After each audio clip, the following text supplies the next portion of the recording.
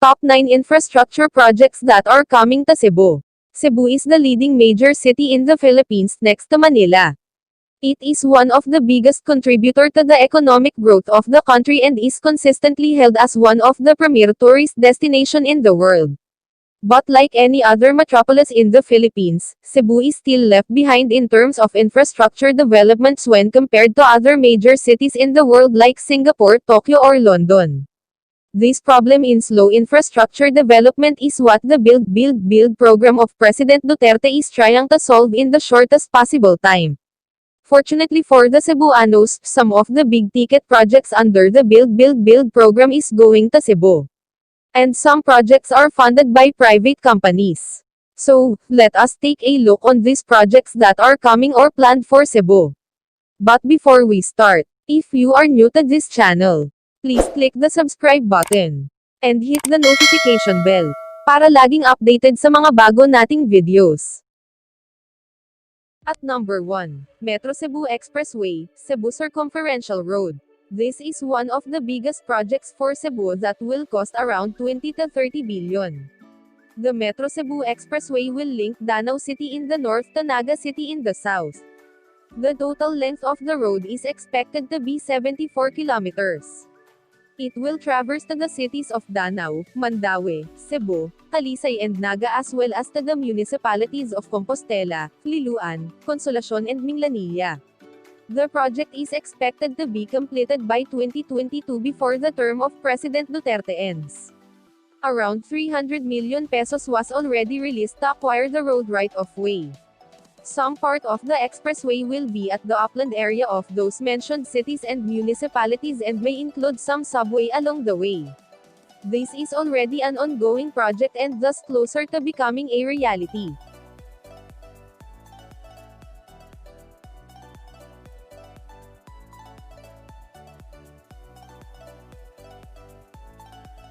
Number 2. Third Bridge to Mactan Island. The construction of the third bridge that will link Cebu City to Mactan Island is already in progress. The project is expected to be completed in middle of 2021. Estimated cost of the project is 28 billion pesos. Once completed, it will be operated as a toll road by Metro Pacific Tollways Corporation, MPTC, owned by Manuel V. Pangilinan.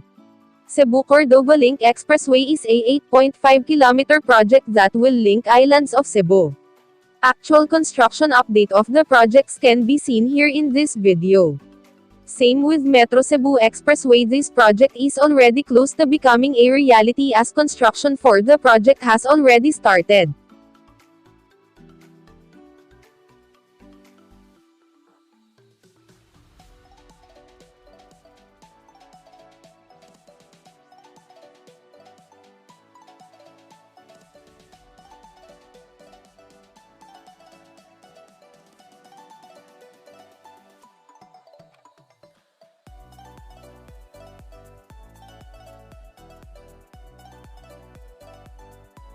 At number 3, Fourth Bridge to Mactan Island. The third bridge is not enough to cater the needs of Metro Cebu in the future and thus, another bridge is now being planned to link Cebu mainland to Mactan Island. Feasibility study is ongoing and according to the PNA website, the Japanese consultants from the Japanese International Cooperation Agency or JICA, had already presented their findings to the Planning Office of Department of Public Works and Highways Central Visayas, DPWH-7, last March 6, 2019. JICA recommended the construction of the fourth bridge to mitigate the traffic congestion in Metro Cebu.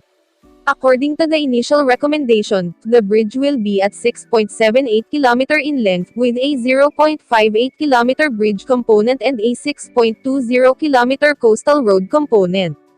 This is still in feasibility study and thus the chance it will become a reality is at 50%. Number 4. Cebu Negros Bridge. The Cebu Negros Bridge is a 5.5-kilometer bridge that will link Negros Island to Cebu. This is only part of the bigger road network that will link the entire Visayas Islands under the Build program of President Duterte. There will be a total of 8 bridges planned to link the islands of Cebu, Negros, Bohol, Panay, Samar, Leyte, Surigao and Sorsogon. However, no feasibility study has been started yet for this project and for the other 7 planned bridges.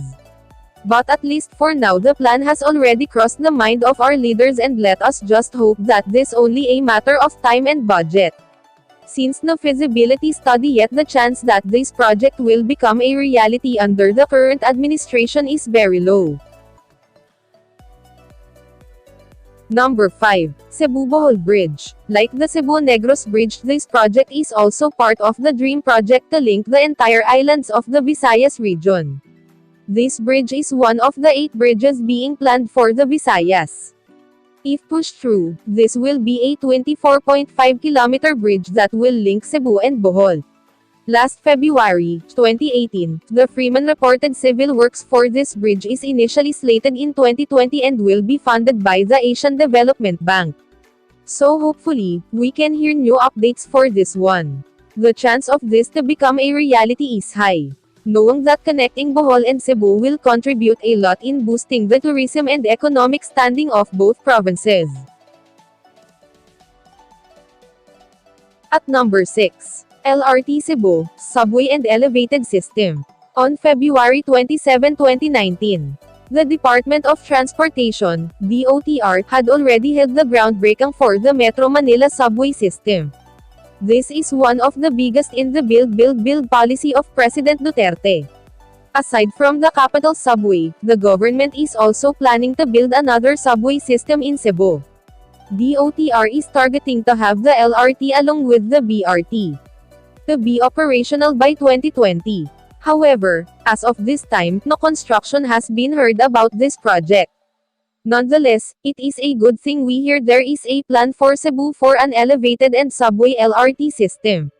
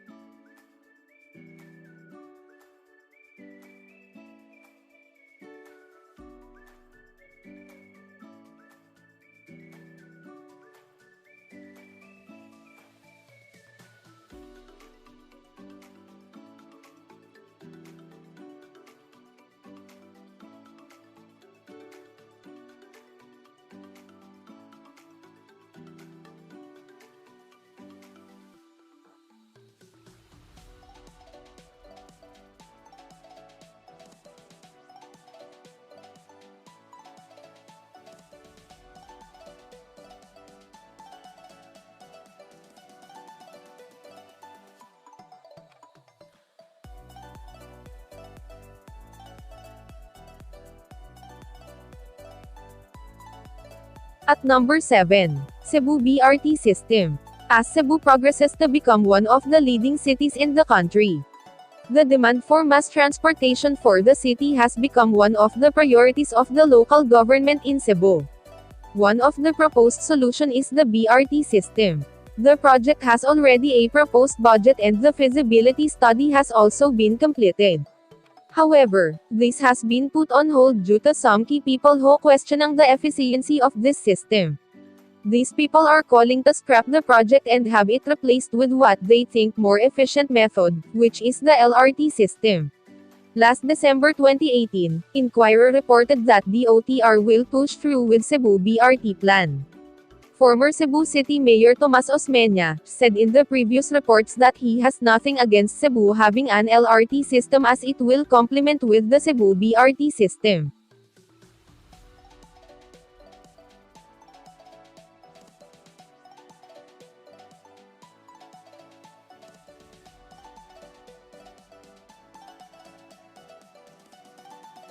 At number 8. Cable car from MCIA to Mandaue City. Just recently, in some report in Cebu Daily News that both top executives of Mactan Cebu International Airport, MCIA, and GMR Megawide Cebu Airport Corporation agreed that a cable car system would address the traffic problem in Cebu quicker than the other proposed transportation systems. The initial plan is to directly connect the airport to somewhere in Mandaue City. According to the report, the cable car will travel at the speed of 22 kilometers per hour with one cabin carrying of up to 10 passengers. This is actually a good idea for Cebu. Notably, progressive cities like Singapore had also their own cable car system which have been proven to be efficient and an added tourist attraction to the city as well. So, if this will be pushed through, be ready to fight that fear of height. Number 9. UN Avenue Tri-Level Pass Project. One of the most congested intersection in Metro Cebu is the UN Avenue Plaridel Street intersection. This intersection is the gateway to Mactan Island via the Marcelo Fernan Bridge, also known as the New Bridge or the Second Bridge to Mactan. To the north via the Cansaga Bay Bridge or to via highway to Cebu via Plaridel Street. Crossing this intersection during rush hour will sometimes take you around 20 to 30 minutes if you are lucky. If you're not, it could go as far as 40 minutes to 1 hour. Because of this very heavy traffic, a tri-level pass project has been conceptualized back in the year 2010.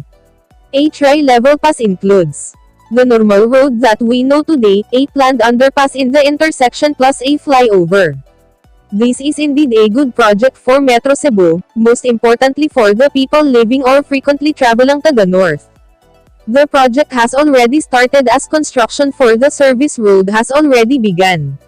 The service road will be utilized to mitigate the traffic once the construction of the underpass begins.